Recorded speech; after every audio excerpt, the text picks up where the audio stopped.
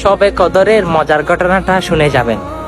একটা পাল্লা, এক পাল্লার মধ্যে দুনিয়ার সবকিছু, আসমান, জমিন, নক্ষত্র, সূর্য, সবকিছু মাকলুকাত সহ যদি এক পাল্লায় দেওয়া হয়, আর এক পাল্লায় যদি আপনার এক রাতের ইবাদত দেওয়া হয়, সেই ইবাদত সবচাইতে বেশি বাড়ি থাকবে। সেই কোন দিন এবং কোন রাত? সেই দিনটা সত্যি পবিত্র, তো শবে কদরের রাত, শবে কদরের দিন। সুবহানাল্লাহ।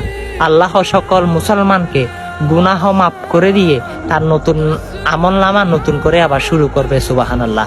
সেই সামনের রহমতের মাস, আমরা দয়ার মাস পেতে যাচ্ছি, পবিত্র তো শবে কদর। হ্যাঁ মুসলমান ভাইয়েরা, বেশি বেশি ইস্তিগফার করবেন, বেশি বেশি সালাতুল তাসবিহ নামাজ পড়বেন, বেশি বেশি নফল ইবাদত করবেন, দান সদকা করবেন, মসজিদের মধ্যে রাতটা কাটাবেন।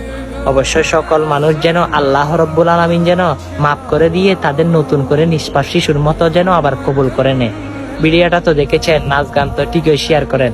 আজকে না হয় শবে বরাতের উসিলায় ভিডিওটা শেয়ার করে সকলকে জানিয়ে দিন। সুম্মা আমিন।